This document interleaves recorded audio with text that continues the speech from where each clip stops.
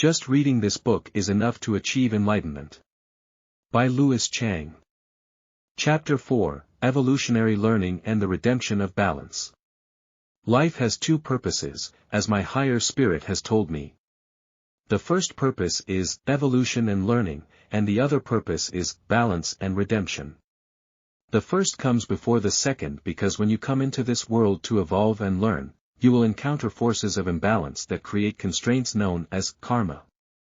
Then, you further your learning by finding ways to balance these constraints. How can you redeem yourself back to the source?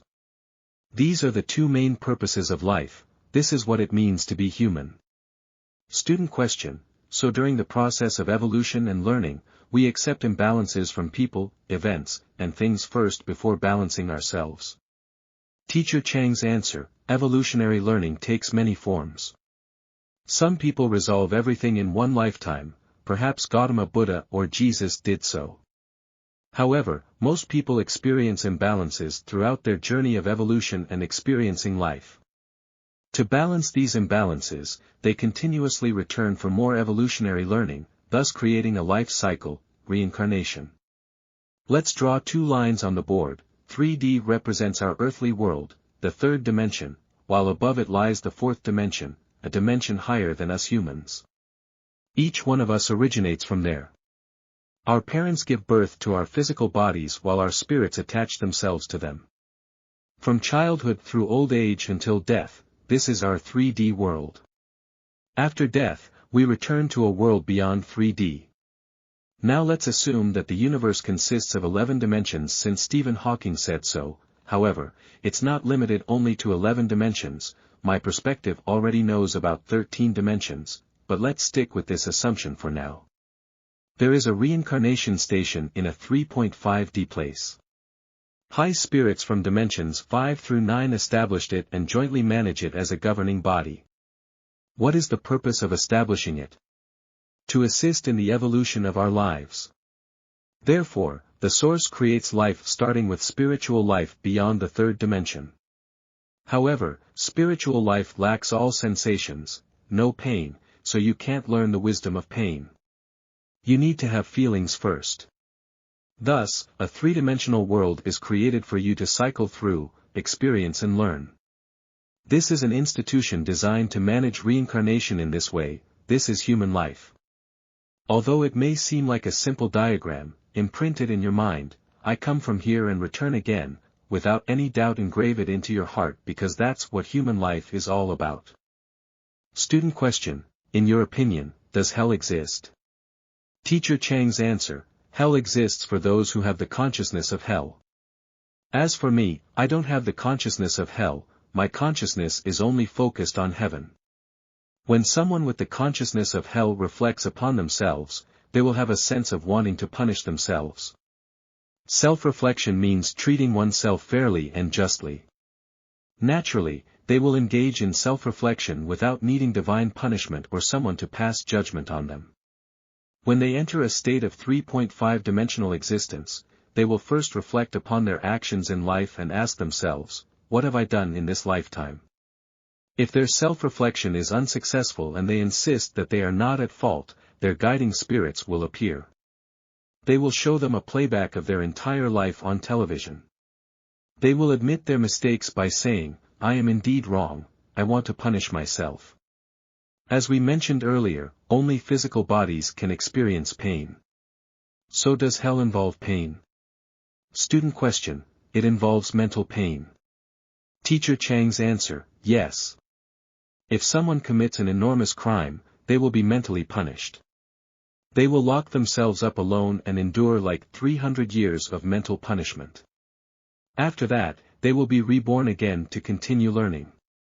Therefore, the existence of hell is simple, it lies within one's consciousness. There is also the concept of reincarnation as described in Buddhism. Since many people wrote Buddhist scriptures, there are many misconceptions about it as well. The true meaning behind reincarnation is that a mouse will always be born as a mouse while humans will always be born as humans, they won't become mice or vice versa. So when it comes to reincarnation, each path follows its own course, a mosquito will be born as a mosquito but never transform into a human being. Buddhism doesn't tell you that if you eat too much pork in this life you'll become a pig in the next life. That's not the case.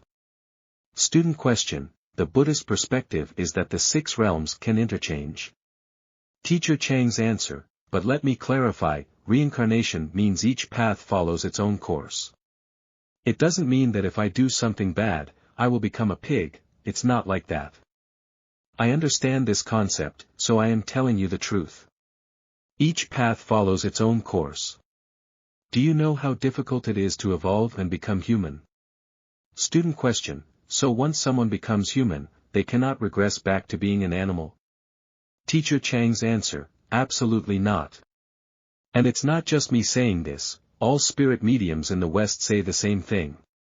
Student question: but for pigs, dogs, and cows, is there a possibility for them to evolve into humans? Teacher Chiang's answer: there is such a possibility. Student question: but once someone has become human, they cannot regress back. Teacher Chiang's answer: they won't regress back. After going through countless hardships and reaching the evolutionary learning process of becoming human, any harmful or unreasonable actions done by them have no distinction between right and wrong to the source. Right and wrong are merely phenomena of evolutionary learning because physical bodies themselves are illusory. When 100 billion people die, it only takes a moment of consciousness. The learning process of life serves only to strengthen your consciousness, the consciousness of benefiting others and serving others. So whatever harm or wrong actions you have done can be repaid because you still have the ability to reflect upon yourself, thus, you possess the power to repay those constraints. You should strive hard to repay what you owe from your previous life, those harmful actions, because there is a system that the source allows you to do so, therefore, you won't regress into becoming a pig again. Some people say that if someone kills snakes throughout their entire life, snake scales will eventually grow on their body. This is a completely different concept. It's not that the snake from reincarnation crawls onto them. This can be explained by medicine, because they constantly think about snakes, even in their dreams, and gradually scales start to grow on their body like a snake's scales. Spiritual beings, that's what we are in heaven. Each person in heaven has their spiritual body created by the source. This spiritual body then incarnates into the human world, and with the addition of a physical body, we become humans. Every day, we come into contact with the natural environment, forests, rivers, lakes. We also interact with the human environment, parents, siblings after birth, teachers, classmates, colleagues at work and so on. This is what we do throughout our lives. Our spiritual bodies incarnate into physical bodies and interact with the natural and human environments. As a spiritual being using your physical body, you generate an impact or force. For example, if you were to harm someone's physical body by cutting them with a knife, causing them severe injury but not death, you would have exerted an influence in the realm of physical bodies, as well as in both natural and human environments. Throughout one's life, there are no realms beyond these 3 domains: the realm of physical bodies, the realm of nature/environmental interactions, and the realm of human interactions. If this force or impact is negative or incorrect, it will create karmic obstacles for us known as karma. Karma refers to negative consequences while positive consequences are referred to as merit. Therefore, I prefer calling karma constraining forces. Assuming you cut down forests, destroy nature, and set fire to people's houses, you are causing harm in the physical realm with your own body. You are also damaging the natural environment and disrupting interpersonal relationships in the human environment, leading to deteriorating relationships with parents, colleagues, and children. So what happens next? After you die, these 3 different forces will rebound: physical rebound, environmental rebound, both natural and human, bouncing back to your spiritual being within this cycle. In your next life, you will experience the same constraints of these 3 realms: physical body, natural environment, and human environment. If in your previous life you harmed your own child, it may not necessarily be that same child who seeks retribution from you in this life, because the chances of encountering each other again are very low. extremely rare. However, the domain where you caused harm to a child in your previous life will manifest itself within the same domain in this current life, whether it is through another child or any other circumstance related to that specific realm. For example, if you set someone's house on fire before, in a future lifetime it could be your own home that gets burned down by an unknown person. This could result in losing everything, including family members' lives. You would still experience that pain within this particular realm. What does this pain want to tell us? When you feel pain, do you choose not to resent, or do you think that God has been unfair to you? I've been doing good deeds my whole life, why did my house burn down in a fire? There will always be such things. When you accept this fact, say, thank God I'm still alive. The house can be rebuilt. It's truly painful when a house burns down, and it's truly sad when family members are burned to death. Other people experience the same kind of pain. I need to double my efforts in giving love and helping others. In this lifetime, you have repaid the power that constrained you, it has been written off. Answer from the student: acceptance, surrender. Teacher Chiang's answer: the concept of reincarnation is like this, the concept of constraining force is like this. The force you apply in the physical realm will make you feel the power of that constraint within the same realm, as if it follows you everywhere. When you accept it, you will find that the power constraining you opens up. It doesn't hold on to you because you have accepted it and admitted your mistake. I'm sorry. I was wrong. Once this thought arises in your mind, there will be a record in the universal information field of your acceptance of the mistake.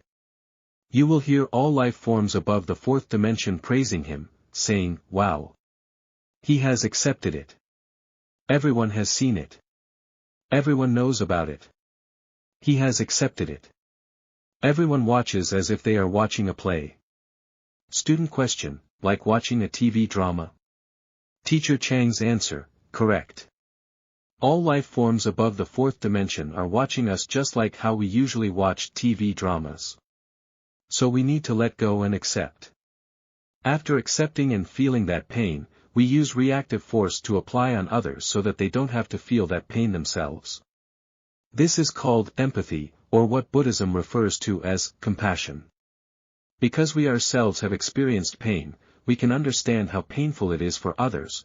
Because I know how painful it is, I try my best to prevent them from experiencing that pain. This is compassion. Without any specific intention, once you know that pain, you don't need to strive for any purpose to avoid it. Advise him to change when you say, don't do this, it will hurt. Don't think in your heart, I'm doing good deeds like this so I can go to heaven. No, there is no purpose behind it. Benefiting and serving others for a long time becomes a belief, a conviction, and this is very important. Once your positive belief arises, you can take the first step towards going home. When you discover the constraints caused by karma on you, all the changes and surrendering and beliefs you make are positive because your shackles have been unlocked. The shackles of constraint exist as an ever-present force, however, the key lies within yourself. No one else can unlock them, including Buddha himself. So whoever creates karma must bear its consequences. If Buddha could bear it for us, would the cycle of rebirth still exist? So what is your purpose in worshipping Buddha? To let Buddha eliminate your karma? To bless your family's safety? That's why I am debunking the misconceptions about worshipping Buddha and religion. Can spiritual practice be obtained through transactions? Religion has only one commendable practice. When we experience suffering together, we gather and share our experiences of suffering with each other so that we may prevent such suffering in the future and learn how to act differently. This is where religion holds meaning, everything else is superfluous. Because true higher beings will never intervene even slightly to help you, for example Gautama Buddha, his seventh dimensional world helping our three-dimensional world, if he did that then he wouldn't be a Buddha anymore. He wants to see how we evolve because we also come from the seventh dimension, we are his friends. Those who can hear these teachings are few indeed, the majority of people pursue things that don't actually exist, but spiritual growth is something you can achieve, something you can accomplish, and something you can personally experience. It's very simple. The difficulties you encounter are the forces that constrain you. Once they are resolved, there will be no more difficulties. What we encounter is what we need, what troubles us is what needs to be solved. The things you currently face are exactly why you were born into this world, they cause your distress, and the purpose of your incarnation is to resolve this distress. For instance, I have no troubles at all. Any difficulties are not in my eyes. Why? Because I have put life and death aside. If the physical body has no necessary existence, it can die at any time. So what is there to worry about? Concerning your son's worries, is he you? Your son has his own life issues, he came to help you repay karmic obstacles. You should be grateful for everyone you encounter, they come to give you test questions so that you can complete these tests. How do you complete them? It's very simple, ultimately, you need to be positive. Transform pain into positivity and keep all the surrounding lives away from that pain, that is being positive. So, are the things you encounter complicated? The complicated thing is your brain. As a scholar, this must be clear to you. Therefore, your luck is good, soon your DNA will absorb it. We will talk about DNA later on divine evolution.